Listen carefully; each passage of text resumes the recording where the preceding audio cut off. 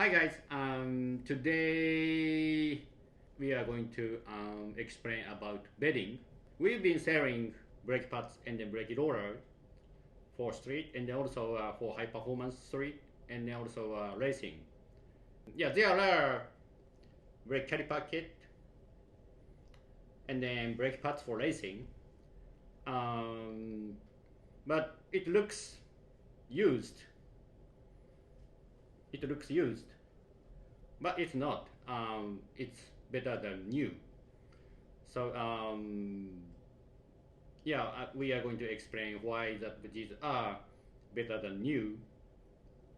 And then today Chris is here, and Chris is from ProSystem, which is our distributor, our racing brake pad distributor in the U.S. And we're at North Carolina. Chris has been betting. Chris has been betting business in racing world for how many years? 20? About since 1994, Yeah, since 25 years. 25 years. And then he has lots of racing customers. And then so today, racing customers who are NASCAR or GT car racing, they are not using unbedded brake pads or unbedded brake roller.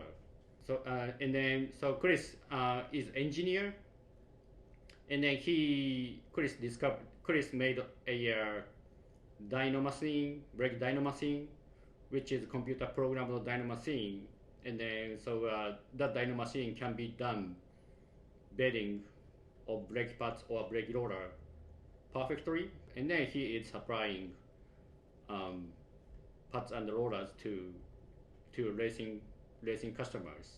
Chris is so today Chris is explain about bedding.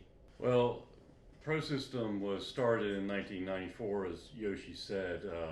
My business partner has a long background in professional racing in the U.S., and he saw the problem that teams were having taking what we call a green rotor, green pads that are unbedded, and they would have to use a practice session to go out and get the driver to try and bed them in. And because drivers are human and the tracks would be different and the weather would be different, it was often hard to be consistent with the bedding. And this led to damaging parts, damaging the rotors, tapering the pads, just having them be somewhat inconsistent.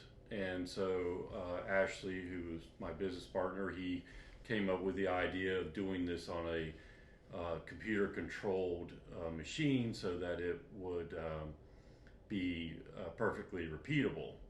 And so we started in 1994 with this project. I helped him build the original machines, and very quickly it became really the standard in American professional racing because of the consistency of the product, and it actually saves the teams money because they don't have to go to the track. We do it all here on the machine, and we can adapt the programs for the different pads, the different pad compounds, the different rotor sizes. If you ever get a new car or you get new product from Project Mu, rotors and pads, you'll see that they have bedding instructions in there, and that you need to follow that to get optimum performance out of your parts.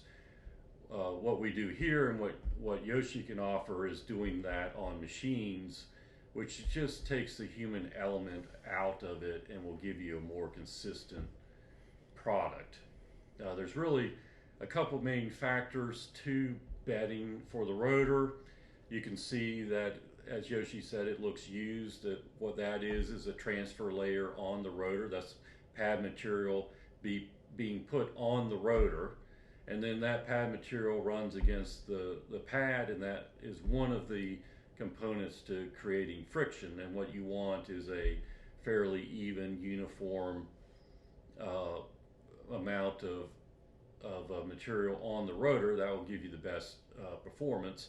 Of course, nothing is ever perfect, whether it's done on a machine or by you on a car, but the machine can get a very good finish on that. The other part of it is just running the rotor through a heat cycle.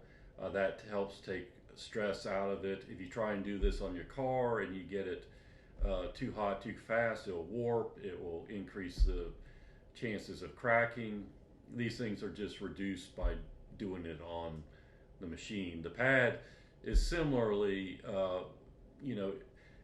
when it's green, when it's unbedded, it will have a lower coefficient of friction, mu, and as you run it through against the rotor and start to build up some temperature and the friction layers transferring and some of the resins are burning out of the pad and a variety of things like this, the mu will come up to where it should be at operating temperatures and is for its normal use.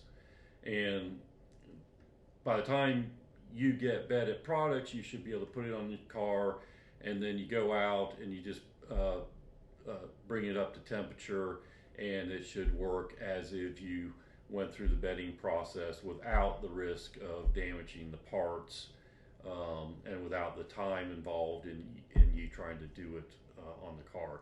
It's been completely accepted in professional racing in the US.